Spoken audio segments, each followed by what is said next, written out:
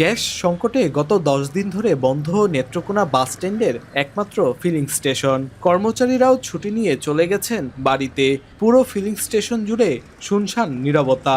অথচ এই filling station থেকেই দিনে অন্তত ১০ থেকে ১২ হাজার গাড়ি গ্যাস সংগ্রহ করত। তিতাসের লাইনে গ্যাস খুবই স্বল্প চাপ ছিল। এটা ক্রমান্বয়ে কমতে কমতে ২২ তারিখে টোটালি বন্ধ হয়ে যায়। এদিকে গ্যাস না পেয়ে অনেকেই এলপিজি সিলিন্ডার যুক্ত করে ঝুঁকি নিয়ে চালাচ্ছেন যানবাহন। ঝুঁকিপূর্ণ এসব যানবাহনে চেপেই অনেক যাত্রী যাচ্ছেন দূর দূরান্তে। এতে একদিকে যেমন বাড়ছে ঝুঁকি, তেমনি রয়েছে বড় ধরনের দুর্ঘটনার শঙ্কাও। গ্যাস সিলিন্ডার দিয়ে সিএনজি চালানো ঝুঁকিপূর্ণ হলেও বাধ্য হয়েই ব্যবহার করছেন বলে জানালেন চালকরা।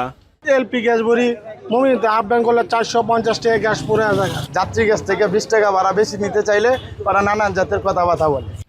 ভাড়া বৃদ্ধি আর এলপিজি সিলিন্ডারের ভয়ে অনেক যাত্রী এখন এড়িয়ে চলছেন সিএনজি চালিত অটোরিকশা।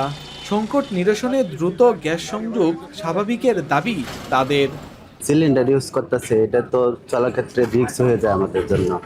অনেক সময় ব্রাস্ট হইতে পারে। যে জায়গায় আমরা যাইতাম ১০০ টাকা, এই জায়গায় এখন হয়ে গেছে ২০০ টাকা, ১৫০ টাকা ভাড়া। আর ফায়ার সার্ভিস বলছে এলপিজি সিলিন্ডার দিয়ে সিএনজি অটোরিকশা চালানোয় হতে পারে বড় ধরনের দুর্ঘটনা। যদিও সংকট নিরসনে দ্রুত গ্যাস সরবরাহ চালুর আশ্বাস তিতাসের এই কর্মকর্তার। সার্বিক দিক মিলিয়ে আমাদের যে প্রকৌশলী টিম আছে তারা দিনরাত এক করে সেখানে পরিশ্রম করছে যাতে এই সম্ভাবনা একটা সমাধান হয়। আমরা আশা করছি যে খুব দ্রুত ১-২ দিনের ভিতরে এই সমস্যার সমাধান হবে এবং গ্যাসের সরবরাহ ইনশাআল্লাহ স্বাভাবিক হবে। ইনটেক যদি কখনো কোনো কারণে যদি লিকেজ হয়ে যায়, গ্যাসটা বের হয়, কিন্তু বের হলে কোনো দুর্ঘটনা ঘটবে না। যতটা উদয় পদার্থ গ্যাস, এটা সিলিন্ডার রানিং গ্যাসটা উড়ে যাবে। কিন্তু দুর্ঘটনাবশত যদি কেউ স্মোকিং করে, লাইটার জ্বালান, তখন একটা হতে পারে, দুর্ঘটনা হতে পারে। নেত্রকোনা পৌর শহরের ৫,৬০০ আবাসিক গ্রাহক ছাড়াও শহরে একটি সিএনজি স্টেশন ও ২৪টি বাণিজ্যিক সংযোগ রয়েছে তিতাসের।